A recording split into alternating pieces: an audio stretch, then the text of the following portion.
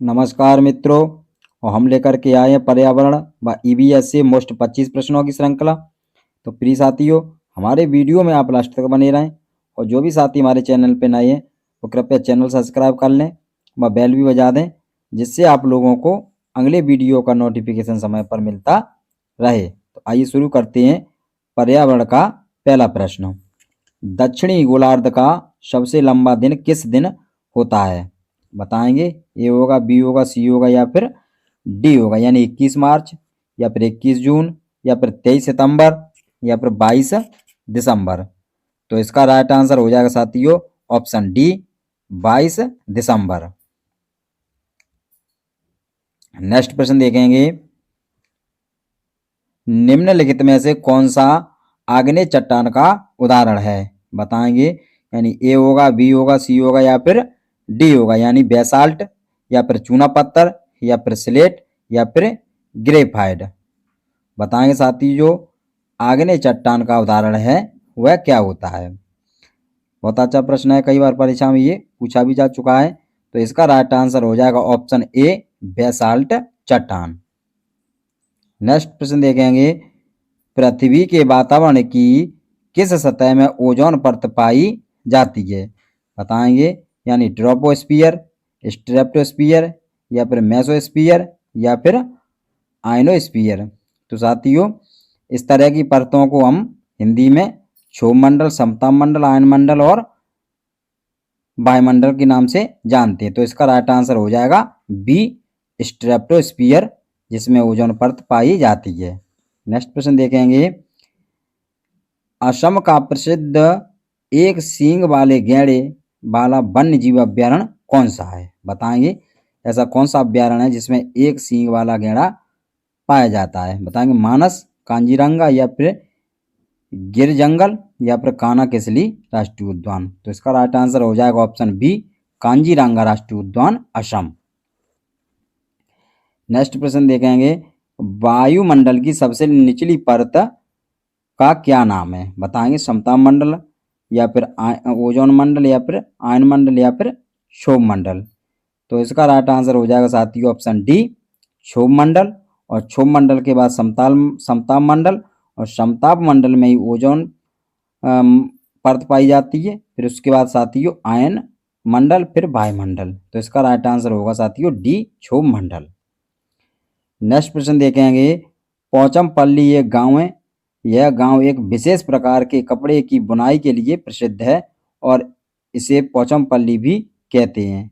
यह गांव निम्नलिखित में से किसका भाग है? बताएंगे। किस प्रदेश का भाग है? यानी आंध्र प्रदेश का, तमिलनाडु का, केरल का या फिर कर्नाटक का। तो इसका राइट आंसर हो जाएगा साथियों ऑप्शन ए, आंध्र प्रदेश का यह एक गांव है। नेक्स्ट प्रश्न देखेंगे।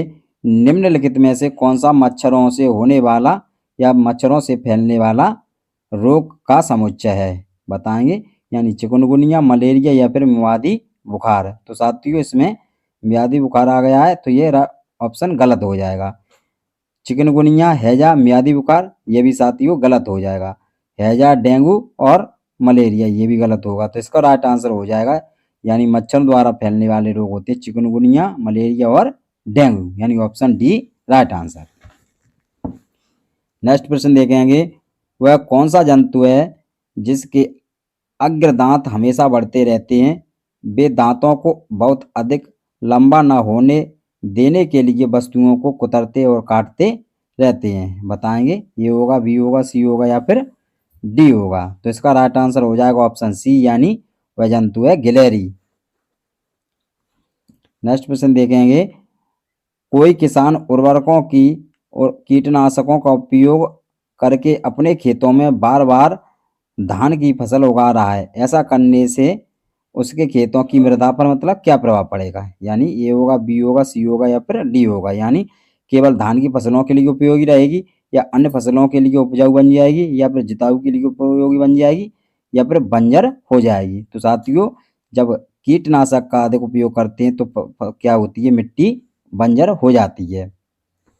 तो ऑप्शन डी सही हो जाएगा। नेक्स्ट प्रश्न देखेंगे। महासागरों में वायु प्रदूषण के लिए निम्नलिखित में से कौन सी विषैली गैस सर्वाधिक उत्तरदायी है? बताएंगे। यानी कार्बन मोनोऑक्साइड, या फिर क्लोरोफ्लोरोकार्बन, या फिर मीथेन, या फिर सल्फर डाइऑक्साइड। तो इसका राइट आंसर हो जाएगा साथियों कार्बन मोनोऑक्साइड। और महासागरों लिखिए साथियों, यहाँ पर महानगरों लिखना चाहिए, यानी गलत, थोड़ा गलत मिस्टेक हो गई है। नेक्स्ट प्रश्न देखेंगे, अम्लीय वर्षा के लिए निम्नलिखित में से कौन सी गैस सर्वाधिक उत्तरदायी है, बताएंगे। यानी कार्बन मोनोऑक्साइड, या क्लोरोफ्लोरोकार्बन, मीथेन, या फिर सल्फर डाइऑक्साइड। तो यही इसका राइट आंसर हो जाएगा, यानी सल्फर डाइऑक्साइड अम्लीय वर्षा के लिए उत्तरदायी है।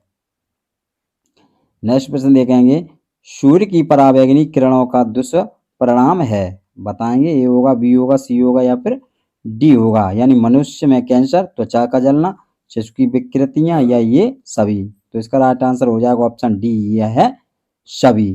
पराबैंगनी किरणों से सभी पर प्रभाव पड़ता है, यानी त्वचा पर भी, कैंसर मनुष्य पर भी, और शिशु विकृतियां पर भी। नेक्स्ट प्रश्न देखेंगे, निम्नलिखित में से कौन सा पर्यावरण संकट का महत्वपूर्ण कारक नहीं है, यानी औद्योगिकरण, या फिर नगरीकरण, या फिर प्रौद्योगिकी विकास, या फिर ग्रामीण विकास। तो साथियों यही इसका राइट आंसर हो जाएगा डी, यानी ग्रामीण विकास है, यह पर्यावरण संकट का महत्वपूर्ण कारक नहीं है, और शेष तीनों हैं जो कि प्रदूषण उत्पन्न करते हैं।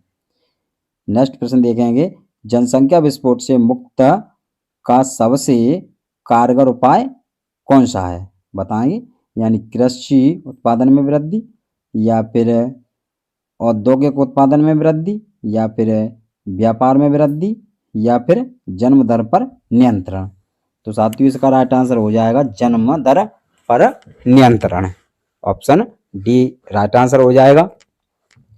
नेक्स्ट प्रश्न देखेंगे, अनिद्रा से ग्रस्त रोगियों की संख्या में तीव्र वृद्धि का कारण है, बताएंगे।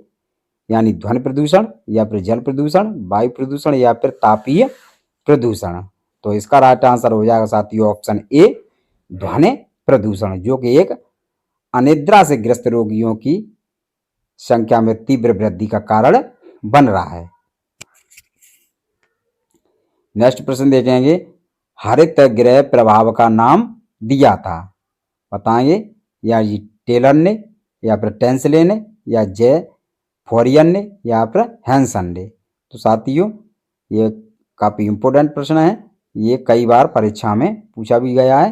तो इसका राइट आंसर हो जाएगा ऑप्शन डी, हैंसन ने हरित गृह प्रभाव का नाम दिया था। और बहुत अच्छे प्रश्नों की श्रृंखला साथियों, वीडियो में लास्ट तक बने रहें। नेक्स्ट प्रश्न देखेंगे, जल प्रदूषण निवारण एवं नियंत्रण अधिनियम पारित किया गया था, बताएंगे। 1968 में, 1972 में, या फिर 1974 ईस्वी में, या फिर 1984 ईस्वी में। तो इसका राइट आंसर हो जाएगा ऑप्शन सी, 1974 ईस्वी में यह नियम पारित किया गया था। नेक्स्ट प्रश्न देखेंगे, इसी तरह का प्रश्न है, वहां पर जलता, यहाँ पर वायु है, यानी वायु प्रदूषण निवारण एवं नियंत्रण अधिनियम पारित किया गया था। थोड़ा ही अंतर है, और कई बार परीक्षा में ये प्रश्न दोनों पूछे जा चुके हैं। तो ऑप्शन 1968, 1972, 1974, या ऊपर 1981। तो इसका राइट आंसर हो जाएगा साथियों ऑप्शन डी, 1981 में वायु प्रदूषण नियंत्रण नियम बना था ये साथियों, नियंत्रण नियम। अगला प्रश्न देखेंगे, ग्रीन मफलर संबंधित है, यानी मृदा प्रदूषण से, वायु प्रदूषण से, जल प्रदूषण से, या फिर ध्वनि प्रदूषण से। तो साथियों इसका राइट आंसर हो जाएगा ऑप्शन डी, ध्वनि प्रदूषण से ग्रीन मफलर संबंधित है। नेक्स्ट प्रश्न देखेंगे, निम्नलिखित में से कौन सा सागर यूरोप को अफ्रीका से अलग करता है, यानी कौन सा सागर यूरोप को अफ्रीका से अलग करता है। यानी लाल सागर, या फिर काला सागर, अरब सागर, या फिर भूमध्य सागर। तो इसका राइट आंसर हो जाएगा साथियों ऑप्शन डी, भूमध्य सागर है, जो कि यूरोप को अफ्रीका से अलग ही है करता है। नेक्स्ट प्रश्न देखेंगे, अंतर्राष्ट्रीय ओजोन दिवस मनाया जाता है, बताइए। यानी 16 सितंबर को, या फिर 7 दिसंबर को, या 30 मार्च को, या फिर 22 अप्रैल को। साथियों इसका राइट आंसर हो जाएगा ऑप्शन ए, यानी 16 सितंबर को अंतर्राष्ट्रीय ओजोन दिवस मनाया जाता है। नेक्स्ट प्रश्न देखेंगे, निम्नलिखित ईंधन में से कौन सा न्यूनतम पर्यावरणीय प्रदूषण उत्पन्न करता है? बताएंगे। न्यूनतम का मतलब यानी कम प्रदूषण उत्पन्न करता है, यानी डीजल, या फिर पेट्रोल, या फिर हाइड्रोजन, या फिर कोयला। तो साथियों इसका राइट आंसर हो जाएगा ऑप्शन सी, हाइड्रोजन है एक ऐसा तत्व है या एक ऐसा ईंधन है जो कि न्यूनतम पर्यावरणीय प्रदूषण उत्पन्न करता है। नेक्स्ट प्रश्न देखेंगे, निम्नलिखित में से किस गैस के कारण भोपाल गैस त्रस्ती हुई थी? बताएंगे। क्लोरोफ्लोरोकार्बन, या फिर कार्बन डाइऑक्साइड, या नाइट्रस ऑक्साइड, या फिर मिथाइल आइसोसाइनेट। तो इसका राइट आंसर हो जाएगा साथियों ऑप्शन डी, मिथाइल आइसोसाइनेट के कारण ही ये भोपाल त्रस्ती गैस हुई थी साथियों। नेक्स्ट प्रश्न देखेंगे, अच्छा प्रश्न है, यानी टाइटन किस ग्रह का प्राकृतिक उपग्रह है? बताएंगे। यानी वरुण का, या फिर बुध का, या फिर शनि का, या फिर शुक्र का। साथियों बुध और शुक्र का कोई भी उपग्रह नहीं है, तो इसका राइट आंसर हो जाएगा शनि, ऑप्शन सी, जो कि एक टाइटन का उपग्रह है। नेक्स्ट प्रश्न देखेंगे, निम्नलिखित में से कौन सी बायोडीजल की फसल है? यानी कपास, जड्रोपा, गन्ना, या फिर आलू। तो इसका राइट आंसर हो जाएगा ऑप्शन बी, जड्रोपा, या इसे जड्रोपा को रतन ज्योत के नाम से भी जाना जाता है। तो राइट आंसर हो जाएगा ऑप्शन बी। इसी के साथ धन्यवाद साथियों। जय हिंद, जय भारत।